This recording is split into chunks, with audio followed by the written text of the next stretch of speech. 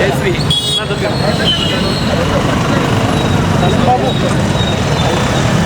అదే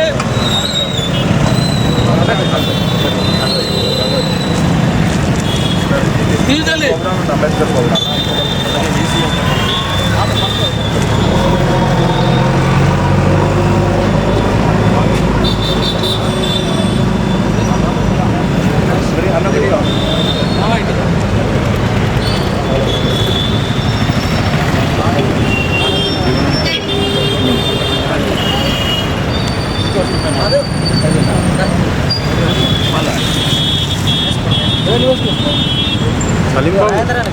డాక్టర్ బాబాసాహెబ్ అంబేద్కర్ అనగానే భారత రాజ్యాంగ నిర్మాత, దళితోద్ధరకుడు, అదేవిధంగా రిజర్వేషన్ పితామహుడు అంటారు. మరి అవన్నీ నిజమైనప్పటికీ అవే కాకుండా ఈ దేశానికి ఎన్నో సేవలు డాక్టర్ బాబాసాహెబ్ అందించారు.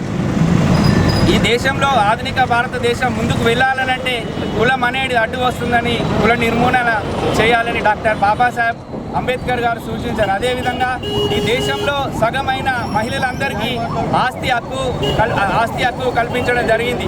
మరి ఈ దేశంలో అన్ని వర్గాల ప్రజలకు హక్కులు కల్పింది డాక్టర్ బాబాసాహెబ్ అంబేద్కర్ గారిని చెప్పక తప్పదు. మరి వారిని స్మరించుకుంటూ వారి యొక్క ఆశయాలను మనమందరం ముందుకు తీసుకువెళ్ళినప్పుడే నిజమైన నివాళిని అర్పిస్తూ అవకాశం ఇచ్చిన పెద్దలందరికీ జైభీం.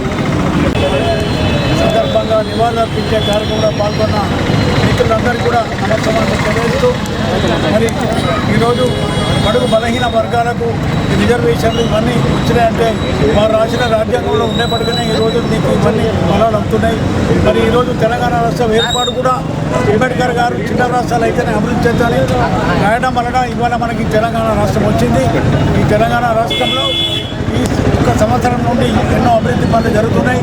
గత 10 సంవత్సరంలో ఏ నిరుద్యోగ యువత అయితే ఉద్యోగాల కొరకు తెలంగాణ కావాలన్నారో 10 సంవత్సరాలు ఉద్యోగాలు ఇవ్వలేదు. ఈరోజు ఒక్క సంవత్సరంలోనే 53,000 మంది ఉద్యోగాలు ఇచ్చిన ఘనత ఈ ప్రభుత్వానికి దక్కింది.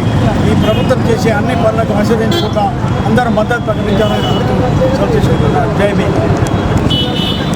నేడు జగిత్యాల పట్టణ కేంద్రంలో బాబాసాహెబ్ అంబేద్కర్ గారి 168వ వర్ధంతి సందర్భంగా యావత్ సమాజం అంతా కూడా 68వ వర్ధంతి సందర్భంగా వారికి జగిత్యాల దళితుల పక్షాన, జగిత్యాల ప్రజల పక్షాన ఘనంగా నివాళులర్పిస్తూ బాబాసాహెబ్ అంబేద్కర్ గారు ఈ దేశానికి అత్యున్నతమైన భారత రాజ్యాంగాన్ని అందించి ఈ దేశంలో మరి ఈ సకల జీవులకు సమానత్వం తీసుకురావడం, ఇవాళ కుల మత భేదమని లేకుండా ఈ భారతదేశంలో మరి భిన్నత్వంలో ఏకత్వం, ఈ భారతదేశ రాజకీయ, జ్యుడిషియల్, అదేవిధంగా పత్రిక అన్ని రంగాలకు కూడా సమాన హక్కులు కల్పించి భారతదేశం ఒక అత్యున్నత రాజ్యాంగాన్ని నిర్మించిన బాబాసాహెబ్ అంబేద్కర్ గారు చనిపోవడం నిజంగా బాధాకరం. మరికొన్ని రోజులు బతుకుంటే ఈ సమాజంలో అనేక సంస్కరణలకు, మార్పులకు శ్రీకారం చుట్టే అవకాశం మరి ఉండేది. భారత ప్రజలందరూ కూడా ఈరోజు బాధాకరమైన రోజు. జోహార్ బాబాసాహెబ్ అంబేద్కర్ గారు. బాబాసాహెబ్ అంబేద్కర్ గారి వర్ధంతి సందర్భంగా వారికి ఘన నివాళులు అర్పిస్తూ వారిని భారతదేశం అంతా కూడా గుర్తు చేసుకోవాల్సినటువంటి అవసరం ఉంది. స్వతంత్రం వచ్చిన తర్వాత ఈ దేశం ఎట్లా ఉండాలి, ఈ దేశానికి రాజ్యాంగం ఎట్లా ఉండాలి, ఎట్లా పరిపాలించుకోవాలని చెప్పేసి అందరూ కూడా అచేతనంగా ఉన్నటువంటి సమయంలో మరి అప్పుడున్నటువంటి మేధావులలో తనను గుర్తించి నేటికి కూడా మొత్తం ప్రపంచ దేశాల్లో కూడా అద్భుతమైనటువంటి రాజ్యాంగాన్ని రచించి అతిపెద్ద లిఖిత రాజ్యాంగం, అతిపెద్దదైనటువంటి ప్రజాస్వామ్య రాజ్యాంగం ఉండి ఇవాళ వారు అన్ని రంగం సూచించి ఆర్థిక రంగం, సామాజిక రంగం, వ్యవసాయ రంగం అన్ని రంగాల మీద పరిశోధన చేసినటువంటి వ్యక్తిగా ఇవాళ భారతదేశం ఇన్ని మతాలు, భాషలు, కులాలు, వేరియేషన్ ఉన్నప్పటికీ కూడా కలిసికట్టుగా ఉందంటే వారు పొందుపరిచినటువంటి ఆర్టికల్స్, వారు చేసినటువంటి నియమ నిబంధనలు కనుక వారికి మరోసారి భారతదేశం ఉన్న ప్రతి వ్యక్తి కూడా నివాళులు అర్పించాలని కోరుకుంటూ మరి భరతమాత ముద్దుబిడ్డగా వారిని అభివర్ణిస్తూ వారి యొక్క వర్ధనను మరోసారి నివాళులు అర్పిస్తూ ముగిస్తున్నారు. ఈరోజు ఈ జగిత్యాల నడి ముట్టుకు మనిషికి ఎంత అందం ఇస్తుందో ఆ స్థలం లోపల నేను 91లో కౌంటర్ ఉండగా ఈ విగ్రహానికి ప్రతిపాదన చేసి నిర్మాణం చేయడం జరిగింది. ఎందుకంటే భారత రాజ్యాంగాన్ని రచించిన మహనీయుడు వారి విగ్రహం జగించాలా లేదా అని అప్పుడే గుర్తించి 91 లోపల ఇది ప్రతిపాదన చేసి విగ్రహం స్థాపన చేయడం జరిగింది. భారతదేశం లోపలనే కాకుండా అమెరికా లోపల కానీ, లండన్లో కానీ, ఆస్ట్రేలియా దేశాల లోపల కూడా అంబేద్కర్ విగ్రహాలు స్థాపించుకొని మహామేధావులందరూ ఈరోజు నివాళులు అర్పిస్తున్నారు. జయంతోత్సవాలు కూడా జరుపుతున్నారు. ఈ అవకాశం ఇచ్చిన అందరూ నమస్కారం చెప్తూ ముగిస్తున్నాం. ప్రపంచ మేధావి డాక్టర్ బిఆర్ అంబేద్కర్ గారి యొక్క వర్ధంతి కార్యక్రమంలో పాల్గొంటున్నటువంటి దళిత అంబేద్కరిస్టులు నాయకులందరికీ కూడా జై భీములు. భారతదేశంలో చాతుర్వర్ణ వ్యవస్థకు వ్యతిరేకంగా, అదేవిధంగా అనువాదానికి వ్యతిరేకంగా మరి రాజ్యాంగాన్ని నిర్మించి ఈ దేశంలో ఉన్నటువంటి అట్టడుగు వర్గాలకు కూడా ఇతర వ్యక్తుల సమానంగా ఇతర వర్గాలతో కూడా దళితులు కూడా సమానంగా ఉండాలన్నటువంటి హక్కుని కల్పించినటువంటి దేవుడు బాబాసాహెబ్ అంబేద్కర్ గారు. మరి 77 సంవత్సరాల భారతదేశంలో కూడా నేటి కూడా రాజ్యాంగానికి కొంతమంది వ్యతిరేక శక్తులు విచ్ఛిన్నం చేస్తున్నాయి. కేంద్ర రాష్ట్ర ప్రభుత్వాలు రాజ్యాంగబద్ధంగా పరిపాలించి వారి యొక్క స్ఫూర్తిని మరి ఈ దేశంలో ఉన్నటువంటి బలహీన వర్గాలకు అందించాలని చెప్పి వారి యొక్క వర్ధంతి సందర్భంగా వారికి జై భీములు నమస్కారాలు తెలియజేస్తూ, అలాగే మీడియా మిత్రులకు కూడా నమస్కారాలు తెలియజేస్తున్నాను. మరి డాక్టర్ బిఆర్ అంబేద్కర్ గారు 68వ వర్ధంతి సందర్భంగా ఈరోజు ఇక్కడ ఆయనకి ఘన నివాళులు అర్పించుకోవడం జరుగుతుంది. ఎందుకనంటే ఆనాడు ఆయన ఒక మంచి రాజ్యాంగాన్ని రచించిరు కాబట్టి ఈరోజు బడుగు బలహీన వర్గాలు మరి ఇంత ఉన్నత స్థాయిలో ఉన్నారు. మహిళలు కూడా ఈరోజు బయటకు వచ్చి అన్ని రంగాల్లో రాణిస్తున్నారంటే దానికి కారణం డాక్టర్ బిఆర్ అంబేద్కర్ గారు. కాబట్టి ఈరోజు దళితులు ఒకప్పుడు ఒక 100-200 ఏళ్ల క్రితం మరి దళితులు అట్టడు వర్గాలు అందరూ కూడా బడుగు బలహీన వర్గాలు కూడా మరి ఇంట్లోంచి బయటికి వెళ్లకుండా మీ స్థాయి ఇదే అని ఆనాడు వాళ్ళకి చెప్పినప్పుడు మరి అంబేద్కర్ గారు మనస్సు చెలించిపోయి మరి ఆయన ఒక రాజ్యాంగాన్ని రచించి మరి బలహీన వర్గాలందరూ ముందుకు రావాలి, మరి ఉన్నత స్థాయిలో ఈరోజు ఎక్కడ చూసుకున్నా, ఏ స్థాయిలో చూసుకున్నా, ఎలాంటి రంగాల్లో చూసుకున్నా మరి బడుగు బలహీన వర్గాలు ఉంటున్నారు, మహిళలు ఉంటున్నారు. కాబట్టి దానికి కారణం ఆయననే. మరి ఈరోజు ఆయన రచించిన ఈ రాజ్యాంగాన్ని కాంగ్రెస్ ప్రభుత్వం కూడా అమల్లోకి తీసుకొచ్చి మరి ఖచ్చితంగా ప్రతి ఒక్క నాయకుడిని, ప్రతి ఒక్కరికి న్యాయం జరగాలి. ఈరోజు స్థానిక సంస్థలే కావచ్చు, ఎమ్మెల్యే సంస్థలే కావచ్చు, ప్రతి ఒక్కటి ఎంపీ ఎలక్షన్లలో, ఎంఏ ఎలక్షన్లో, ఏ సంస్థల్లో అయినా, ఎలాంటి ఎలక్షన్స్లో అయినా ఖచ్చితంగా బడుగు బలహీన వర్గాలు ముందుండాలి అని చెప్పేసి ఆలోచనతోటి కాంగ్రెస్ ప్రభుత్వం ముందుకెళ్తుంది. అలాగే ఉద్యోగాలు ఇవ్వడంలో కూడా మరి రాజ్యాంగం రచించిన దాన్ని దృష్టిలో పెట్టుకొని ఉద్యోగాలు కూడా ఇవ్వడం జరిగింది. మరి అట్లాగే ఎలాంటి దాంట్లో కూడా ప్రభుత్వం వెనక్కి రాకుండా మరి ముందుకు తీసుకెళ్తుంది. కాబట్టి మరి అట్లాగే ఈ రాజ్యాంగాన్ని కాపాడుకోవాల్సిన బాధ్యత ఈ భారతదేశంలో ఉన్న ప్రతి పౌరుడిది ఉంది, ప్రతి పౌరుడికి ఖచ్చితంగా ఉంది. ఎందుకంటే ఈ భారతదేశంలో కాదు, వేరే వేరే దేశాలలో కూడా ఈ రాజ్యాంగాన్ని అలాగే అంబేద్కర్ గారి విగ్రహాన్ని అక్కడ స్థాపించి ఆయనకి ఎంతగా విలువిస్తారు. కాబట్టి మరి ఇక్కడ కూడా అంతకంటే ఎక్కువ గౌరవం ఆయనకు దక్కాలి. ప్రతి ఊర్లో మన ఎక్కడ ఏ ఊరికెళ్ళి ఒక చిన్న గ్రామానికి వెళ్ళినా అందరికంటే ఎక్కువ ఒక విగ్రహం ఉంటుంది, అది అంబేద్కర్ గారికి. ఎందుకంటే అంత విలువ ఉంటుంది ఆయనకి. ఆ రాజ్యాంగానికి ఉన్న పవర్ అట్లాంటిది. కాబట్టి మన ఆ పవర్ని, ఆ రాజ్యాంగాన్ని మనం కాపాడుకోవాల్సిన బాధ్యత మనది. మొన్న కూడా ఈ విగ్రహాన్ని కొంచెం మంది తెలియక ధ్వంసం చేయడం జరిగింది. మరి దాన్ని రాజ్యాంగం రోజు నాడు మేము దీన్ని మంచి బాగు చేయించడం జరిగింది. మరి కొంతమంది అలాంటి ఒక దుర్మార్గులకు చెప్పడం ఏంటంటే రాజ్యాంగాన్ని కాపాడడం అని అంటే బుక్ చదవడం కాదు, ప్రతి ఒక్కటి ఈ భారతదేశంలో ఏ ఒక్క చిన్న పనినైనా మనం కరెక్ట్గా చేస్తే దాన్ని మనం కాపాడినట్టే భారతదేశంలో ఉన్న ప్రతి పౌరుడి హక్కు. కాబట్టి మరి ఇలాంటి పనులు చేయకుండా మరి ప్రతి ఒక్కరూ రాజ్యాంగాన్ని కాపాడాలి. దాన్ని ఒకటి దృష్టిలో పెట్టుకొని ప్రతి ఒక్క పౌరుడు బాధ్యతగా నడుచుకుంటేనే మనం వీళ్ళందరికీ ఘన నివాళులు. ఈరోజు భారతదేశం మనం ఇంత స్వేచ్ఛగా బ్రతుకుతున్నామంటే ఆనాడు ఈ రాజ్యాంగమే కాదు, ప్రతి ఒక్కరు మన కోసం ఈ స్వేచ్ఛ జీవితం కోసం పోరాడిన వాళ్ళు. మరి వాళ్ళకు మనం విలువనియ్యాలి అని అంటే ఇలాంటి చెడు వ్యవస్థకు మనం వెళ్లకుండా మంచి వ్యవస్థలో ఉన్నప్పుడే మనం ప్రతి ఒక్కరికి ఘన నివాళులు అర్పించిన వాళ్ళం అవుతాం. కాబట్టి మరి ప్రతి ఒక్క పౌరుడి బాధ్యత మనం ఈరోజు ఏదైనా మంచి స్థాయిలో ఉండాలి అండ్ మనం పద్ధతిగా నడుచుకుంటేనే ఖచ్చితంగా మనం ఈ ఘన నివాళి అర్పించిన వాళ్ళం అవుతాం. కాబట్టి ఈ ఒక్కటి దృష్టిలో పెట్టుకోవాలని చెప్పేసి ప్రతి ఒక్క పౌరుడికి ఈ విధంగా చెప్పడం జరుగుతుంది. అట్లాగే మరి ఇక్కడికి విచ్చేసిన ప్రతి ఒక్కరికి హృదయపూర్వక ధన్యవాదాలు. అట్లాగే డాక్టర్ బిఆర్ అంబేద్కర్ గారికి ఇంతమంది మాకు రాజ్యాంగాన్ని రచించి మా అందరికీ స్వేచ్ఛా జీవితాన్ని అందజేసిన అంబేద్కర్ గారు కూడా హృదయపూర్వక ధన్యవాదాలు. అలాగే ఘన నివాళులు అర్పిస్తున్నాం.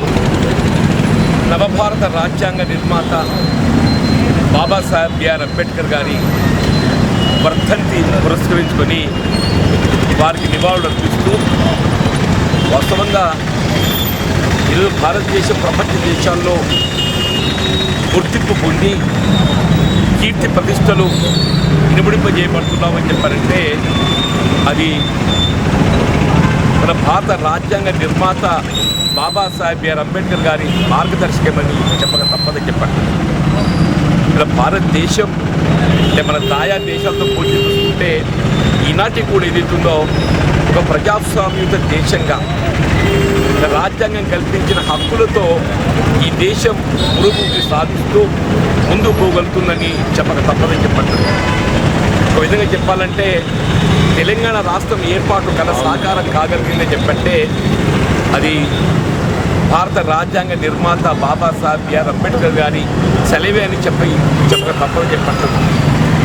ఆనాడు ఏదైతుందో వారు దూరదృష్టితోని రాజ్యాంగంలో ఆర్టికల్ 4కు అనుగుణంగా నూతన రాష్ట్రాల ఏర్పాటులో రాష్ట్రాలకు ప్రమేయం లేకుండా కేవలం కేంద్ర ప్రభుత్వ పరిధిలో ఏదైతుందో నిర్ణయం తీసుకోబడే విధంగా నూతన రాష్ట్రాల ఏర్పాటే కానీ రాష్ట్రాల సరిహద్దు మార్పే కానీ అది కేవలం ఏదైతుందో జాతీయ స్థాయి కేంద్ర ప్రభుత్వ పరిధిలో దాన్ని చేర్చడంతో ఏదైతుందో మన తెలంగాణ రాష్ట్ర ఏర్పాటు కల సాకారం కలిగిందని చెప్పక తప్పదే చెప్పంటారు.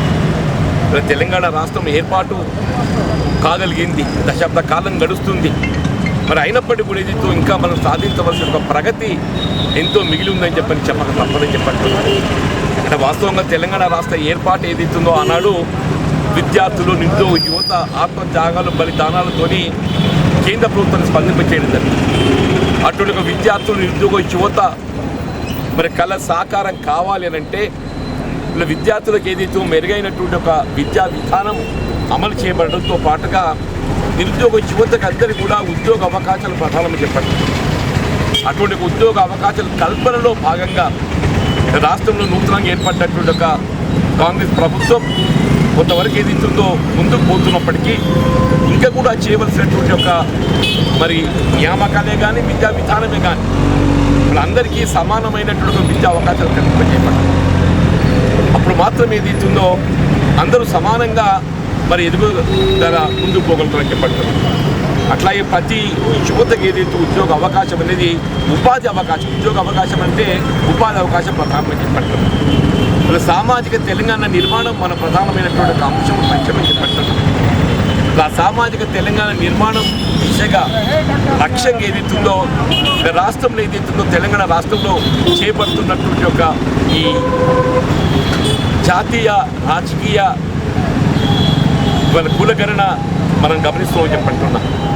వాస్తవంగా ఈ రాజకీయ కులగణన అనేది కేవలం సర్వేలకే పరిమితం కాకుండా ఇలా మనం పొందేటటువంటి ఒక ఈ సర్వే ఫలితాలు ఏదైతుందో ఇలా వాస్తవంగా ఎవరి హక్కులు వారికి లభింపచేయబడే విధంగా ముఖ్యంగా సమాజంలో నిరుపేదలుగా దళితులు ప్రధానంగా దళితులు ఎస్సీలే కానివ్వండి ఎస్టీలే కానివ్వండి మరి తదుపరి బలహీన వర్గాలని చెప్పంటున్నా. అట్లాగే అల్పసంఖ్యాక వర్గాలు ఆడబిడ్డలు అందరూ కూడా ఏదైతుందో వారికి అందరికీ జనాభా ప్రాతిపదికన వారికి లభింప చేయవలసినటువంటి ఒక మరి హక్కులు రాజకీయ అంశం ప్రధానమైందని చెప్పంటున్నా. ఆ రాజకీయ అంశం ప్రధానంగా ఏదైతుందో వారికి అవకాశాలు కల్పింపజేయడంతో పాటుగా వారికి కావాల్సినటువంటి ఒక విద్యా ఉద్యోగాల కల్పన కూడా చెప్పంటున్నాం. ఇలా నిధిలో వెచ్చింపు కూడా ప్రధానంగా చెప్పంటున్నాను. ఇలా ఏ తెలంగాణ రాష్ట్రం ఏదైతుందో రాజకీయ కులగణన చేపట్టబడడం జరుగుతుందో ఇది దేశానికి ఆదర్శంగా నిలబడే విధంగా రేపు జాతీయ స్థాయిలో చేపట్టబడేటువంటి ఒక జనగణన, ఈ జనగణనలో కులగణన కూడా చోటు చేసుకోవాలని చెప్పండి. మళ్ళీ ఈ జనగణన అనేది కేవలం ఏదైతుందో జనాభా లెక్కలకే పరిమితం కాకుండా జనాభా కులగణనలో జనాభా గణనలో కులగణనలో కూడా చేర్చగలిగినట్టయితే సమాజంలోని మరి ఏ వర్గం ఏ మేరకు మనకు అభివృద్ధి చెందడం జరిగింది, ఏ మేరకు ముందుకు పోల్చడానికి ఆవశ్యకత ఉందనేది తెలియజెప్తుందని చెప్పంటున్నాను. ఆ విధమైనటువంటి ఒక చర్యలు చేపట్టబడగలిగినప్పుడు మాత్రమే మరి మనం అంబేద్కర్ గారికి నిజమైనటువంటి ఒక నివాళులు అర్పించే వాళ్ళ అవుతామని చెప్పంటున్నాను.